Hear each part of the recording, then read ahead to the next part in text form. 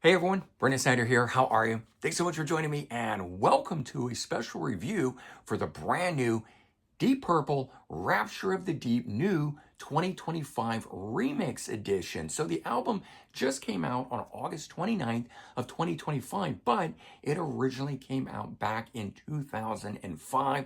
So celebrating its 20th anniversary, it now gets this 2 CD deluxe edition with new remix. I'm going to do a full review and unboxing, break it all down, talk about the differences, and we'll get into it here in just a bit. But before we start, if you're new to my channel and haven't already hit the subscribe button, please do. Also leave a comment, hit like, all those things do help support my channel. I'd greatly appreciate it. And of course, as an added bonus, by turning on notifications, you'll never miss an episode and stay up to date on really cool things like this with a review for the new Deep Purple Rapture of the Deep, the new 2025 remix version of this.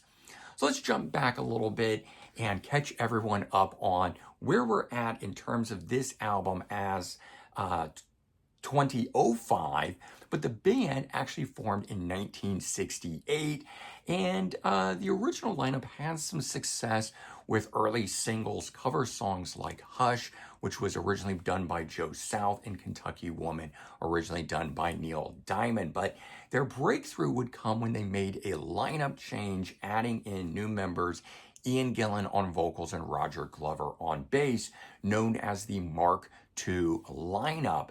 And of course, that band would release a string of classic albums, including Machine Head in 1972, arguably their biggest or most famous album, featuring their biggest hit, Smoke on the Water.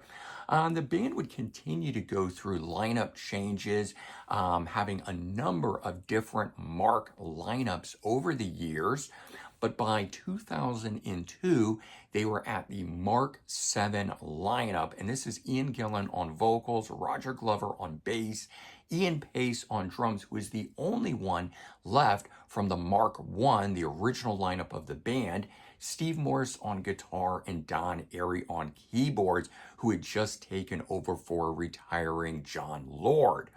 The band at the time had released Bananas in 2003, making Rapture of the Deep their 2005, and this is the original version of the album, the second of the Mark VII lineup. And the reason I'm calling it the Mark VII lineup is I do not consider the Joe Satriani era of the band, because he was just a touring member, as one of the Mark lineups, the way that Wikipedia calls it. And as far as I know, the band does not consider that one of the eras either.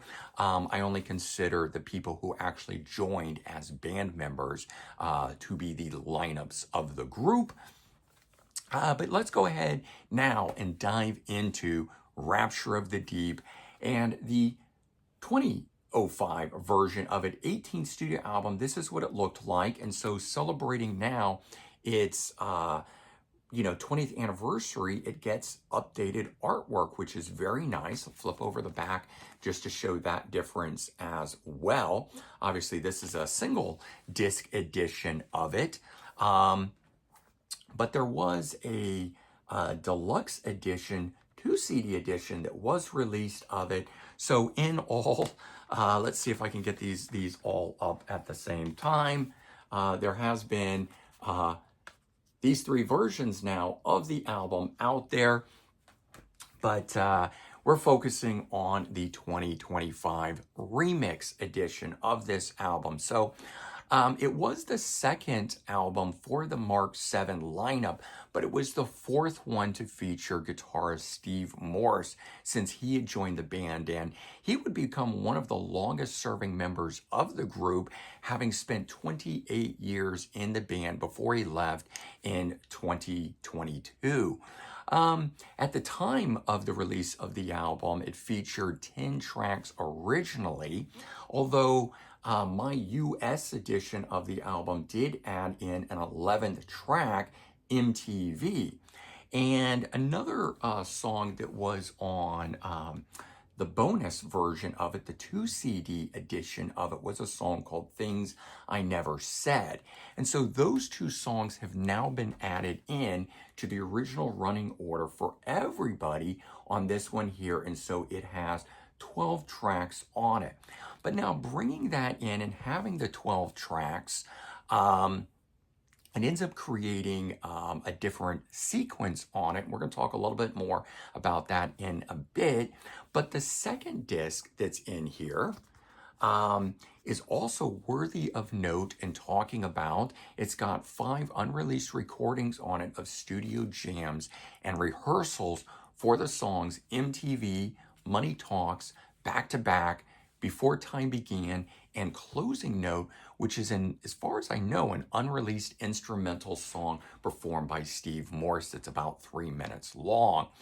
But all of the songs, all 5 of those, don't have any vocals, and I actually find that to be a plus because I can sit back and really enjoy and hear all of the different instrumentation that is being played. And there is a lot going on these songs. I don't think a lot of people realize just how much is actually going on in the background of the instrumentation when Ian Gillan is singing. And so this is a nice little light into that world, getting to hear just what is going on when Ian is not singing. In fact, I would actually love to have gotten an entire album's worth of songs like this that don't have Ian on it yet, because this has turned out to maybe be my favorite part of the album.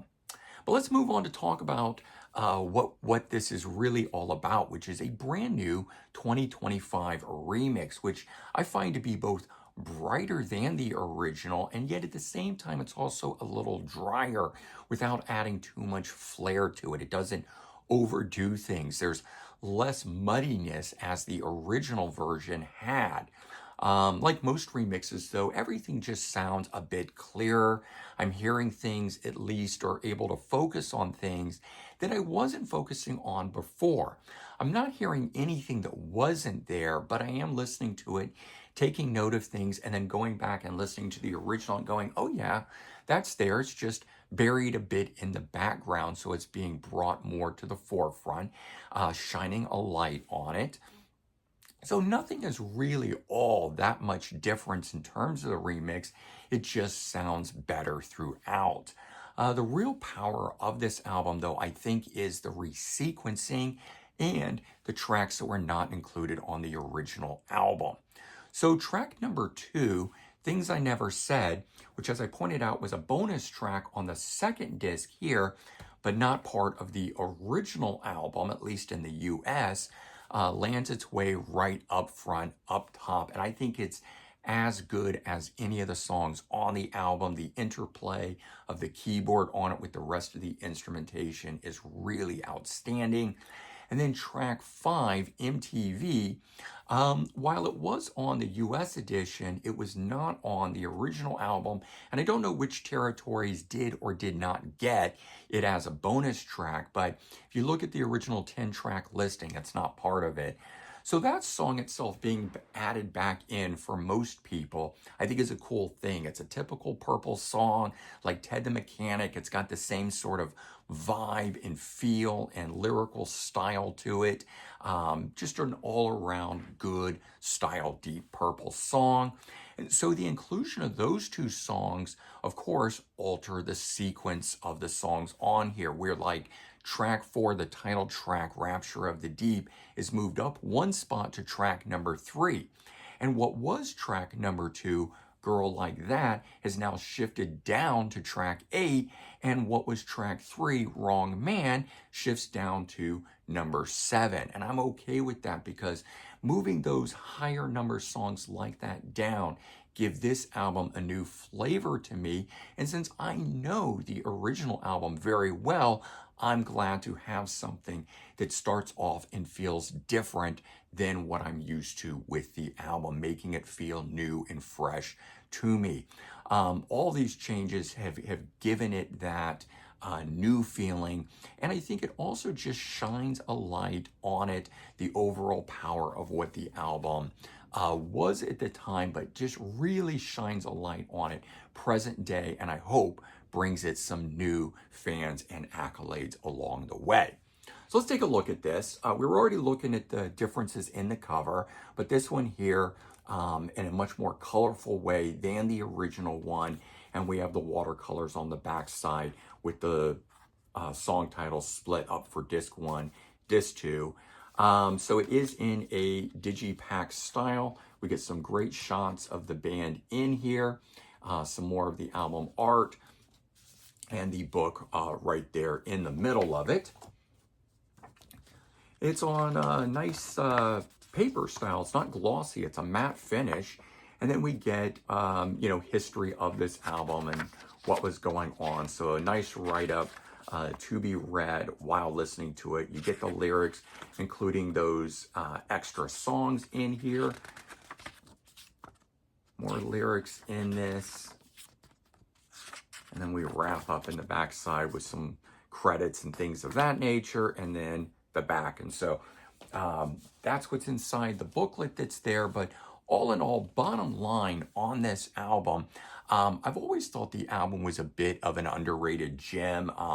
They've got such an enormous catalog, and with the various famed lineups like the Mark II and Mark III lineups, the Mark VII was never going to get a lot of attention on it, and it can get lost a little bit within all of that. So I'm glad to see the band is celebrating the album's 20th anniversary, and it's receiving a 2025 remix, because I have to say, out of all the albums, in fact, we fairly recently got the Machine Head remix, and then we just got the Made in Japan remix, I think about a week earlier. So to be getting Rapture of the Deep as a remix was not expected for me. And out of all of their later date albums, this is not one that I would have expected that to have taken place on anyway. So I do think it's a good thing to be getting the light shown on this album, as I do think it was a great album at the time. Now, I will say the original mix of it never bothered me. I'm okay with it. I still very much like this album. In fact, not once did I ever think they really ought to remix it. So getting this and hearing this and how much better I actually like it, I don't know if that's just my ears 20 years on and what they're used to today, or just the variety in it. But either way, both of these are good. The adding in of the 2 tracks and the resequencing, I do think benefits the album. There's just some new life to it, some new pizzazz. But I think either way, whichever version you have of all 3 of the ones that I showed in the end of the day, it is a great album and worthy of some new light being shown on it. I hope that it gets some new accolades from this, and I would recommend, if you're a hardcore Deep Purple fan or a fan that never checked this album out originally, do check it out. I think you will be pleasantly surprised by just how good this album is, from one of the Mark lineups that doesn't really get talked about very often, and an album that seems to slip through the cracks quite a bit. But there you go. That is my review for the new Deep Purple Rapture of the Deep 2025 remix version of this album. Hopefully you've enjoyed this. If you've heard it and you know the original, let me know your thoughts. I'd be curious to get your take on the new remix version, 2 CD deluxe edition versus the original from back in the day. All right, everyone, take care, have a good one, and I'll talk to you real soon. Bye-bye.